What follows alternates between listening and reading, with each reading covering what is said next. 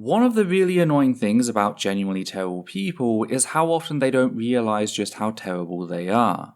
Consider today's story as an example of this. We have a group created to terrorize trans people, setting their sights on a queer-dominated subculture for the crime of trying to raise money for charity, accusing them and said charity of some nefarious agenda, whilst completely glossing over the fact that they have a history of publicly idolizing known antisemites and child predators. Yeah, it's an absolute train wreck, and it's my job to unpack it. But first, a quick content warning for the following: transmisia, fascism, othering, animal abuse, child abuse, and sexual abuse. If our work has helped you, please consider supporting us via Patreon so that we can keep the channel running. We cannot survive without your support. You can also help us by liking, commenting, and sharing our work on social media. I'd also just like to take this time to remind our viewers that the statements made throughout our videos are the opinions of myself, the host, based on the evidence I have available to me. They are not and should not be taken as unquestionable fact, which is why we reference everything, because we're fallible. Thus we strive to give you, the viewer, the ability to check all evidence for yourself in order to make up your own mind, which is what the reference numbers in the top left corner are for, being numbers that match up with the reference list found in the transcript linked down below. As such, we encourage all viewers to do their own research to reach an informed conclusion about the topic. Hi there, my name is Ethel Thurston, she, her, they, them, and we're here to talk about the libelous claims made against the Scotiacon Furry Convention, which takes place in Glasgow, Scotland, the abysmal way the UK press reported on the topic, and the people they forwarded as an authority.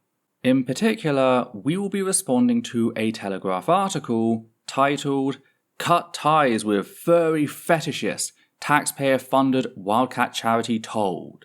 Notice the nebulous nature of the headline. Told by whom? The way the article fails to specify the source or said voice gives the demand an air of authority, legitimizing the fetishist claim snuck in alongside it. Now, one thing to note is that this article came out on the 5th of February, 2 days before the convention began, with Scotiacon running the entire weekend from the 7th till the 10th. The reason I'm talking about it now is because I only found out about what happened last week via FurTuber Beta Etadolota, specifically a video on his second channel titled "The Worst Article About Furries I've Ever Read." Which, yeah, having read it, I can see why. A link to Beta's article will be included at the top of the description, along with a few other quick references. The reason I'm making this video, however, is that there was a certain point in Beta's video that caught my attention, specifically one of the groups involved. Beta didn't know who they were and didn't comment on them further, which is fair, but I thought it might be fun to see what skeletons they've got kicking about. You know, things I actually have evidence for and not just hollow fear-mongering. So grab yourself a cuppa and sit your ass down as we crack this bitch wide open. Starting by reading through the article, giving my own thoughts, before circling back to the big reveal. Do note, I will be moving some stuff around as the writer, Daniel Sanderson, can't write an article for shit, going back and forth between points which could easily be grouped for a more cohesive reading experience. The article opens with quote, "Cut ties with furry fetishist, taxpayer-funded wildcat charity told. Gathering featuring anthropomorphic erotica and fetish suits will be held in support of Scottish Conservation Group. A taxpayer-funded wildcat conservation group has partnered with a furry event that caters to people with a sexual interest in animals." End quote. Just need to stop here to point out that the last line is 100% bullshit. First of all, furries are merely fans of anthropomorphic animals, that is to say, creatures with human traits, both physically and cognitively. Think Disney's Robin Hood, a formative piece of furry media that has inspired many a furry, myself included. Why do you think us foxes are so damn prolific? And whilst I would absolutely marry that man in a heartbeat if he looked at me the way he looked at Maid Marian, are you seriously about to claim that Disney's Robin Hood, we're fucking terrified of anything that might tarnish our carefully sanitized brand Disney, is a fetish film? Because that's what Sanderson is implying here. As this movie demonstrates, there is nothing intrinsically sexual about the furry fandom. All you can assume when someone says that they're a furry is that they have an interest in anthropomorphic characters. That noted, there is a portion who engage with the fandom in a sexual manner for a variety of different mediums, myself included. I write and draw mature art, specifically fetish fuel, though my particular fetish isn't one limited to the furry fandom. It was actually revealed to be one of the most popular fetishes in the UK several years back. I've actually written 11 short stories this month at the time of recording, so one for every day, and only one of those was safe for work. So whilst I feel the need to correct the record, I also don't want to give a sanitized false impression. I'm not Disney. Another thing to be clear on is that we're not talking animals in the colloquial sense of the word, as is being exploited by Sanderson. Remember that we, Homo sapiens, are also animals, specifically great apes. We're just animals with sapience, i.e. the cognitive faculties which give us the ability to consent. We tend to separate ourselves from other animals on this basis. When it comes to furries, however, we're talking fantasy animal-human hybrids who pass the Harkness test on sapience and can therefore be classed as people just as much as they can be classed as animals. The anthro in anthropomorphic is quite literally the Greek word for human, hence fields of study such as anthropology. The Harkness test is, of course, named for Jack Harkness, the Doctor Who character known for flirting with various aliens, sapient non-human animals, the sci-fi version of furries, some of whom were even cats, throughout his time on the show. This leads me to wonder, does Sanderson consider Doctor Who, which was way more sexual than Disney's Robin Hood via its constant use of innuendo, to be fetish material?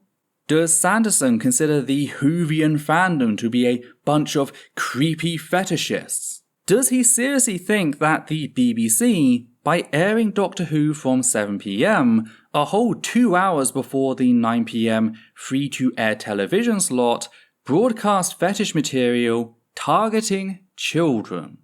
Because if not, he's proven himself to be nothing more than an attention-starved hypocrite. We also need to acknowledge that there's a difference when it comes to the furry fandom versus other fandoms, in that a big part of the furry experience for many is a person's persona, an original character which is seen to be an expressive extension of the person themselves. Whilst most other fandoms are consumer first, creator second, with fan art and fanfics being commissioned and created by a relatively small portion of said fandom, the furry fandom flipped this dynamic on its head. Whilst there are formative pieces of media, things that often pique the community's interest and bring in more people, see Disney's Robin Hood, these don't dictate the fandom in the same way other IPs do. Said IPs are seen as things adopted into the fandom, which largely exist as its own entity. That is why, alliteration aside, I feel the label furry community works much better than furry fandom. But I switch between the two constantly. Bringing us back to the aforementioned persona, most furries want said character to be depicted in art, whether that be role-playing, digital paintings, or writing.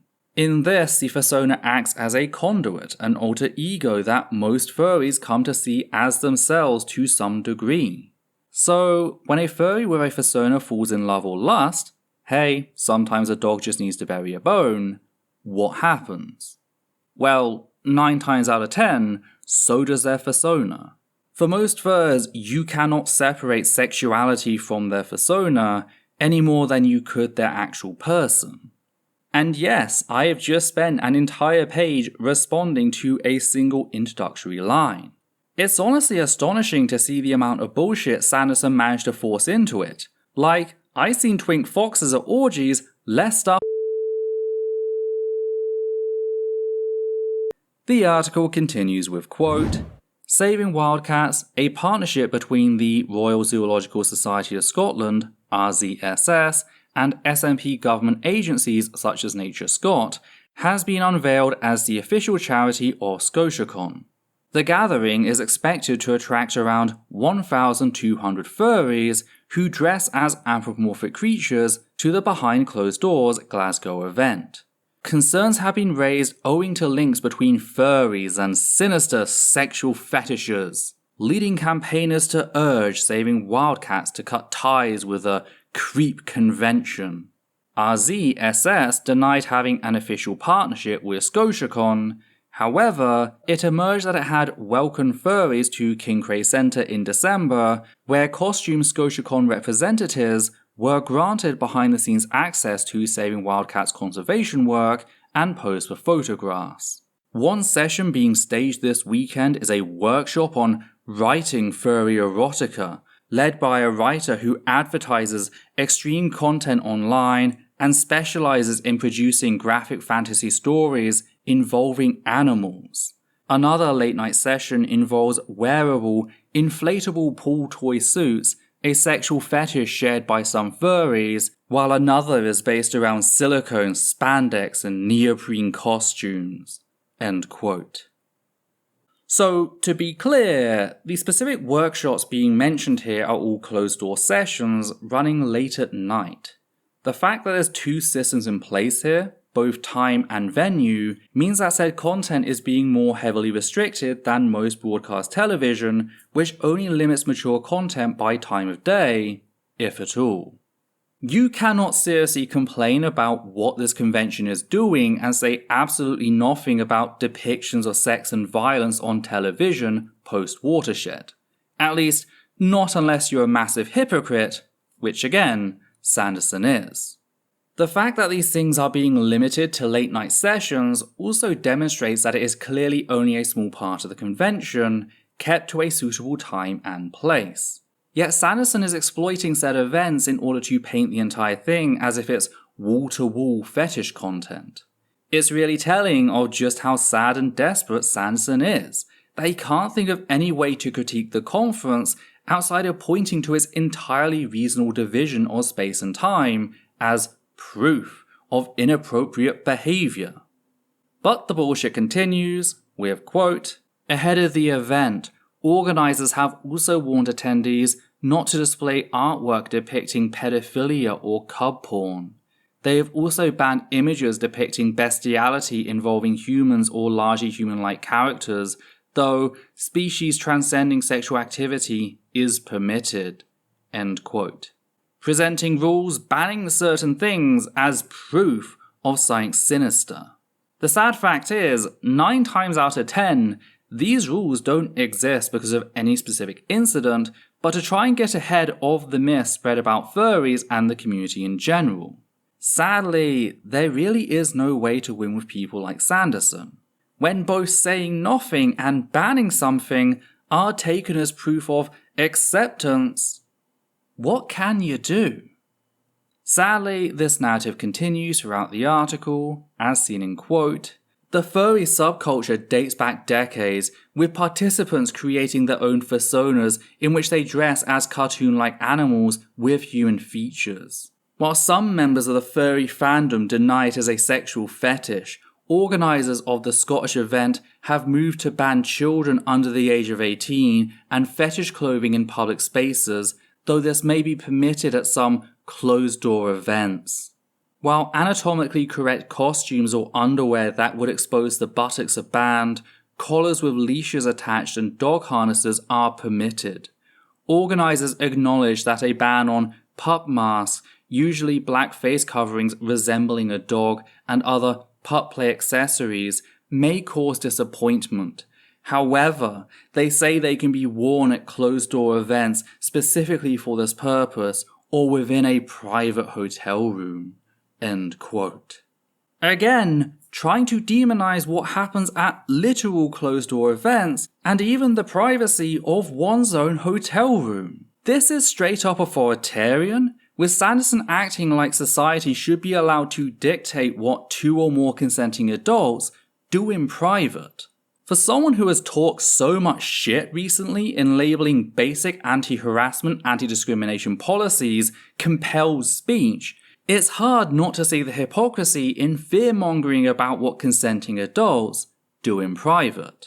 Yet Sanderson continues, asserting that, quote, artworks which are to be auctioned off depicting toilet-related activities are highly discouraged, though Scotiacon stopped short of imposing an outright ban.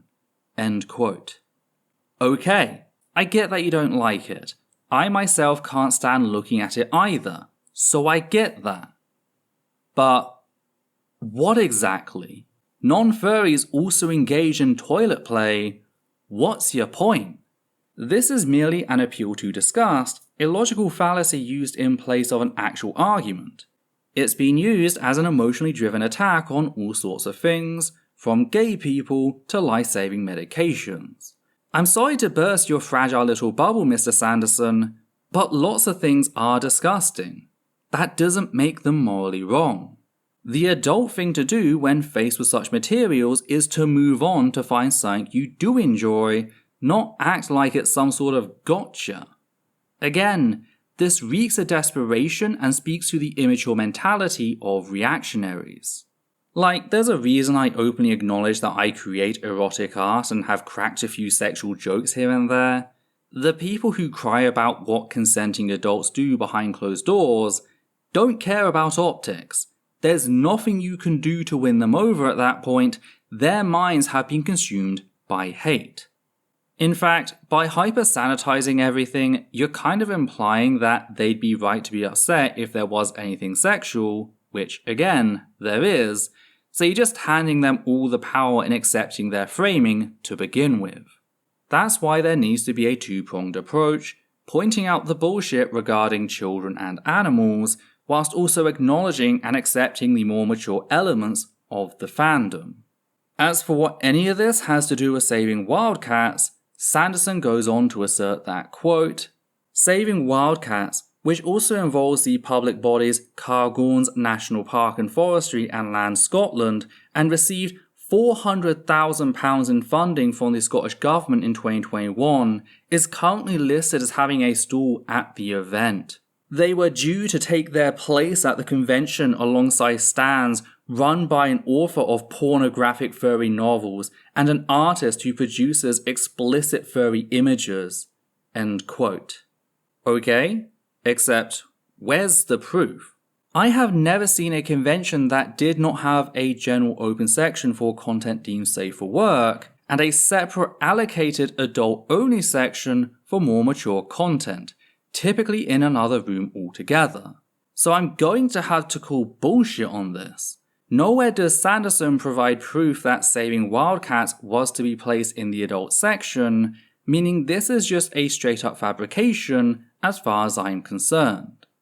Sadly, not everyone is as critical, seen when the article states that, quote, Stephen Kerr, the Scottish Tory MSP, said, it is simply beyond belief that this SNP-backed Quango decided to support this highly inappropriate event. End quote.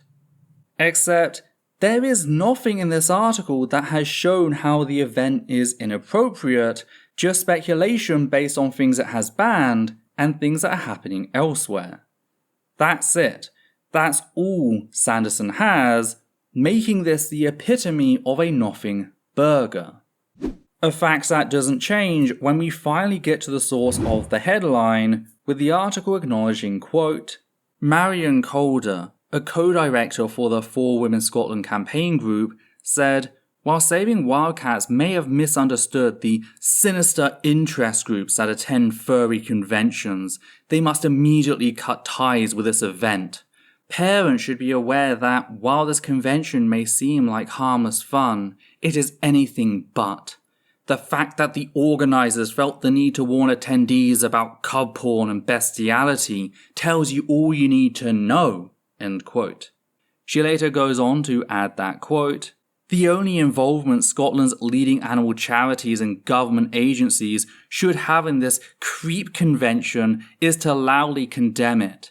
Instead, It seems they are happy to participate in and endorse an event in which at least some participants clearly have an unhealthy interest in animals and children."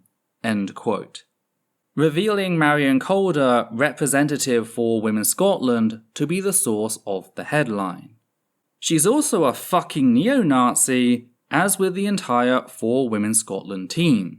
They are part of a movement known as gender-critical fascism, a group largely defined by two tenets.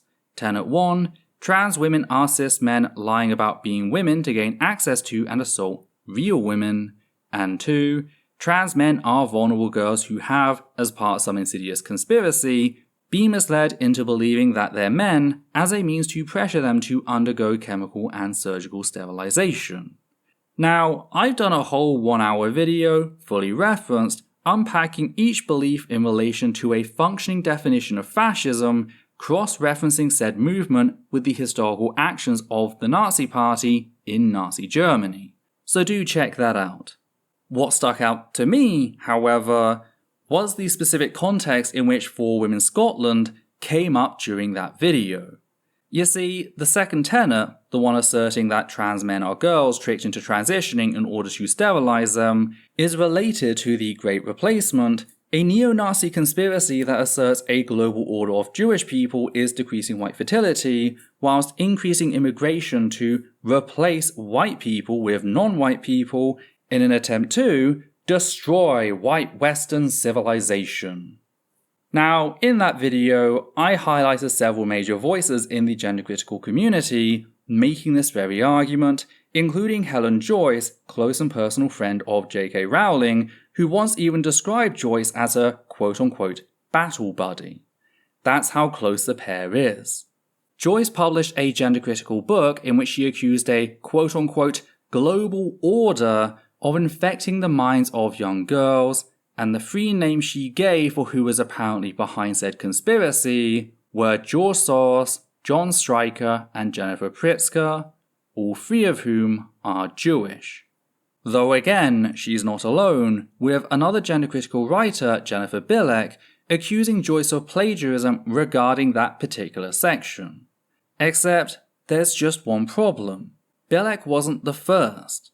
Excluding the Nazis of Nazi Germany, one of the earliest people to go around accusing Jewish people of infecting young girls with sexual degeneracy and turning them transgender was a particularly abusive gender-critical fascist by the name of Magdalene Burns. Burns took every opportunity she could to harp on about this conspiracy, a fact I and many others pointed out in the years leading up to and following her death in 2019. This is no secret. Yet people like J.K. Rowling openly idolize her, with Rowling glorifying Burns and her anti-Semitism to her 14 million followers. Burns became an idol, and I mean that in the most biblical sense of the word. She's openly worshipped by many gender-critical fascists, appearing in art and banners throughout the movement. Notable examples of said worship include the LGBT Alliance's co-founder Bev Jackson, gender-critical writer Julie Bindel, and, as it relates to this video, the entire For Women Scotland team, all of whom look up to Burns' horrific anti-Semitism as something to aspire towards. This is who Sanderson is presenting as an authority, a known hate group with a documented history of worshipping a brazen anti-Semite. That is a fact I feel is worth mentioning. Anytime For Women Scotland or anyone who has ever worked for them comes up, the natural response should not be presenting them as a voice of authority.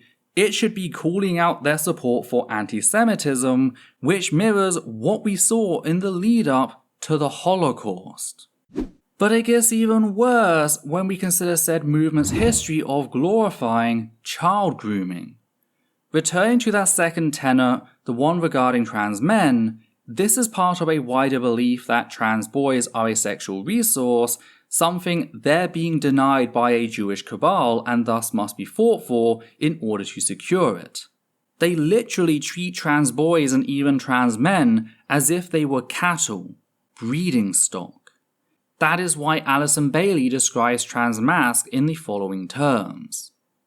Up and down the country and around the world, girls are removing breasts that have never known a lover's caress. Alison Bailey is, of course, one of Rowling's inner circle, with this photo having been taken a whole year after the talk I just played you. And why wouldn't Rowling support Bailey in her attempts to sexualize minors? Rowling openly praised Lolita, a story in which a 38-year-old man kidnaps and rapes a 12-year-old girl, as a quote, great and tragic love story, end quote. Now, there's an argument to be had that Lolita is a warning about the dangers of unreliable narratives and the romanticization of pedastry, particularly among sexual predators, with its author, Vladimir Nabokov, being a victim of child rape himself. What it is not, however, is a love story, tragic or otherwise. Child rape is not love in any semblance of the term, it is merely sexual violence, and to read it that way, you have to ignore the author's intent entirely. Another well-known gender-critical fascist is Graham Linehan, a man so driven in his hatred of trans people that his wife quite literally divorced him for it. And if that was it, I probably wouldn't be commenting on him again. But sadly, it wasn't.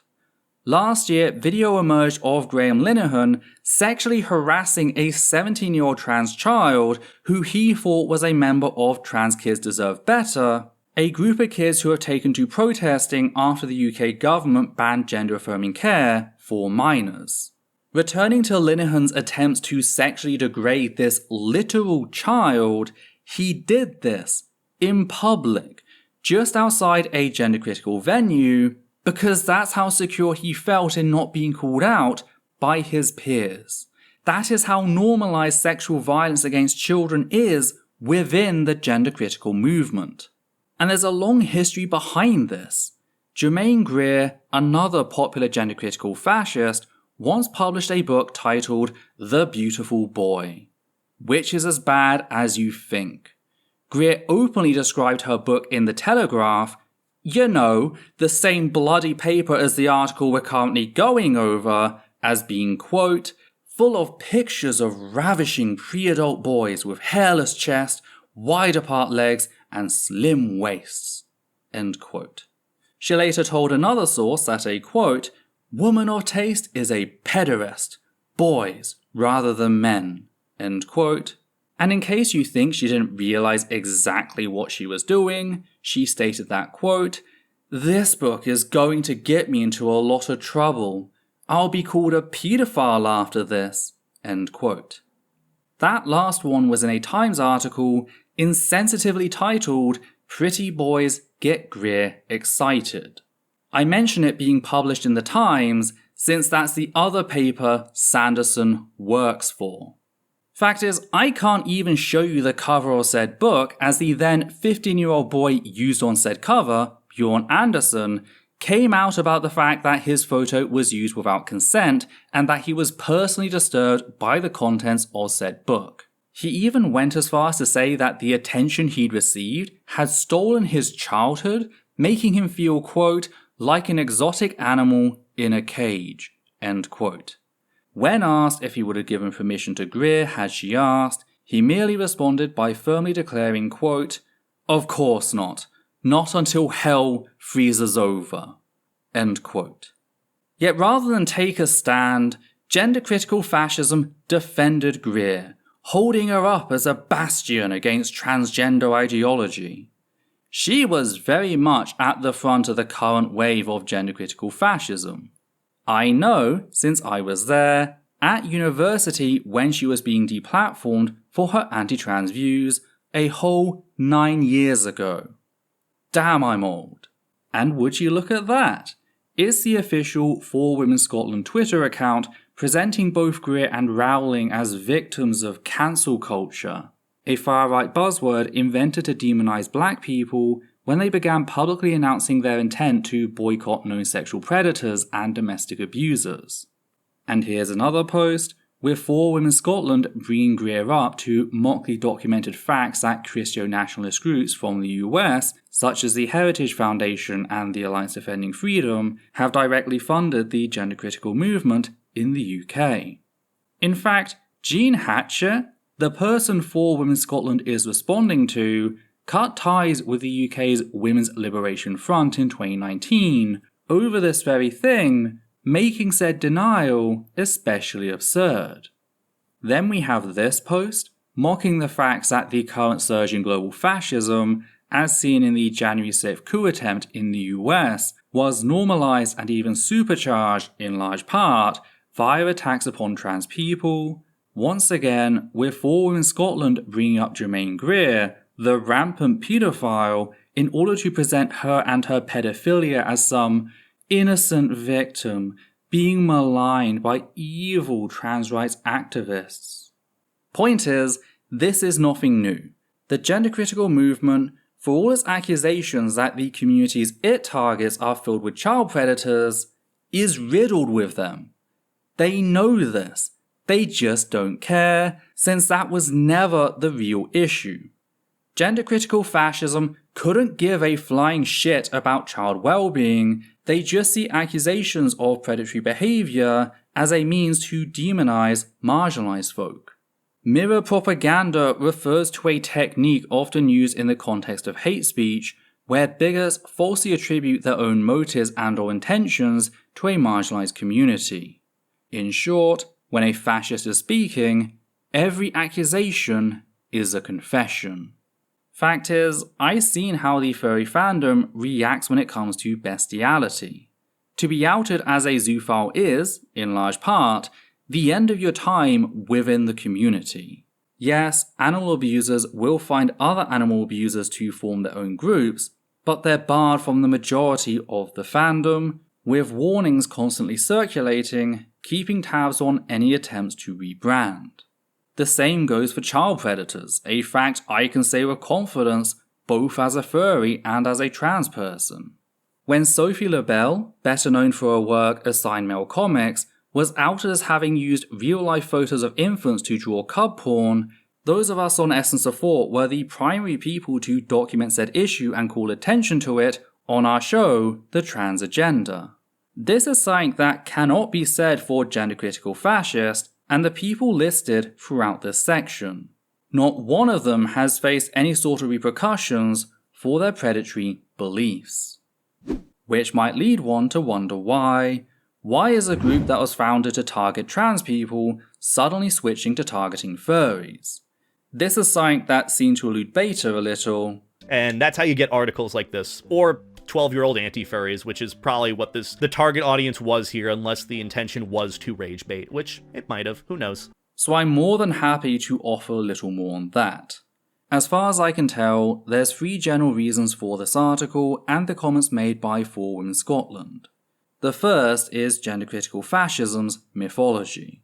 Fascism is defined by a belief in palingenesis, the idea of national rebirth, after society has fallen victim to so-called degenerates, those seen as socially undesirable, such as the disabled, Romani, queer, and of course, Jewish people. This idea of furries being a sign of open depravity very much feeds into said fascist mythology, which is then used to further their control. Another reason is how furries are often linked directly to trans people specifically.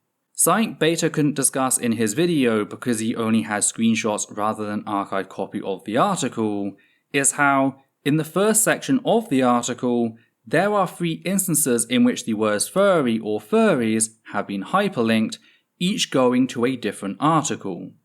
The first is titled, Teenagers Dressed as Furry Animals Attack People in New Craze, and is a story based in Russia. The second is titled, Schools Let Children Identify as Horses, Dinosaurs, and a Moon, and is a story based in Sussex, South England. And the third is titled, Primary School Pupil Allowed to Identify as an Animal, which is based up in Scotland. Each time these articles are linked is immediately after or before some mention of sexual fetishism, really pushing the predator/groomer narrative in spite of these stories having nothing sexual about them. Yet, taking a step back after reading these stories, if you're either trans or furry and have paid much attention to news in the US, you likely recognize this as just another rendition of the litter box hoax. The litter box hoax refers to a rumor which was spread sometime around 2021, which claimed that certain US schools were providing litter boxes in place of bathrooms in order to accommodate children identifying as animals. Both furries and Therians got pulled in as evidence that this was happening, only for investigations to reveal that the entire thing had been a pack of bollocks. Yet it needs to be noted that when this myth was spreading, it was presented as a direct result of gender-affirming care in schools, that is to say, trans children being respected in their choice of name and pronouns. It was presented to be the end of an apparent slippery slope, much in the same way that bigots used to argue that if people can marry someone of the same gender, soon they'll be allowed to marry animals or children. Transmisia really is just recycled homomisia. Another reason for the attack is gender-critical fascism's previous run-ins with Scotiacon specifically. As the Scottish Daily Express asserted on the 3rd of February, quote, 2 years ago, the Scotiacon event coincided with a feminist rally in Glasgow featuring the activist Kelly J. Keane. Several delegates left the hotel for a Furries Against Fascism counter-protest, which was backed by SNP minister Christina McKelvey. She was accused of helping promote a fetishistic and intimidating protest aimed at preventing women from speaking. End quote. Kelly J. Key Minshall is a gender-critical leader. If you've ever seen the I Heart J.K. Rowling or Woman, Adult Human Female slogans plastered on banners, merch, or repeated as part of an anti-trans mantra, that's her brand. She's also the one whose anti-trans hate rallies in Australia and Aotearoa were attended and supported by open-sea hiding Nazis who not only claim to have been invited, but were seen smiling as Key Minshall's official speakers took selfies with them. As for said Key Minshall and her rally being feminist, I'll let the bigot speak for herself. No. I'm not a feminist. I'm not a feminist. Right, this girl here. Makes you wonder why the press is so desperate to pretend otherwise. So yeah, there was already bad blood between gender-critical fascists and the Furries of Scotiacon, with many gender-critical fascists seeing a challenge to any of them to be a challenge against all of them. Which just leaves us the harm articles like these cause, starting with the harm the article itself acknowledged, namely how, quote, however, after being approached by The Telegraph, RZSS said it would no longer send any representatives, end quote. Showing how the Nazis won, thanks in large part due to being empowered by the UK press. And this is a major blow, not just to the convention, but the cause itself, with the article even acknowledging that, quote, a Royal Zoological Society spokesman said, this year the organisers of Scotiacon have chosen to raise funds for the Saving Wildcats project, which is a European partnership initiative dedicated to Scottish wildcat conservation and recovery. As a charitable organisation, Scotiacon has raised significant funds in previous years for animal welfare charities across Scotland. Clearly, the Royal Zoological Society of Scotland strongly condemns any behaviour which is inappropriate, harmful to animals, or criminal. A spokesman for Nature Scot said, we were not aware that the Saving Wildcats project had been selected as charity partner for this event. However, we understand that the project will not be attending. End quote. Emphasis added by me. So the article itself even acknowledges the fact that Scotiacon has raised significant funds for the Royal Zoological Society without any incident, yet all that hard work has been tarnished by the libelous claims made throughout this article and others like it. As someone who actually cares about conservation and understands how expensive these projects can be, I just find this deeply saddening more than anything else. Scotiacon did nothing wrong, they banned abusive behavior, used a clear division in space and time for closed-door events, yet they, the Royal Zoological Society and Scottish Wildcats, are being made to suffer for it. Sadly, this isn't the only cost that comes with articles like these. Another thing to be aware of is incitement to violence. For while Sanderson comments that, quote, "Unusually for a major convention, journalists are not typically allowed access to cover Scotiacon, and attendees are urged not to engage with any unsanctioned media presence." End quote. The reason for this is the lack of journalistic integrity amongst hacks like him, promoting myths which are designed to anger people and make them want to hurt members of the furry community, because anger sells more than any other emotion. The consequences of which are that some people have acted on said hatred in the past. Whilst any convention has to consider terror attacks, it's no secret that furry conventions are especially popular targets. Why? Well, because the furry community is filled with marginalized people, those social undesirables or degenerates that fascism loves to target. Not only is the furry fandom queer dominated, having always had a more healthy relationship with gender and sexuality than general society, but it's also more welcoming of ethnic minorities, the neurodivergent, and the disabled. That's not to say that it's good or that bigotry doesn't exist within the fandom, it absolutely does. Merely that the fandom does better than general society, which, honestly, isn't a high bar to clear. Even moving away from said extreme, hate-motivated attacks against people belonging to subcultures is an issue within the UK, as seen in the brutal murder of Sophie Lancaster, a goth girl.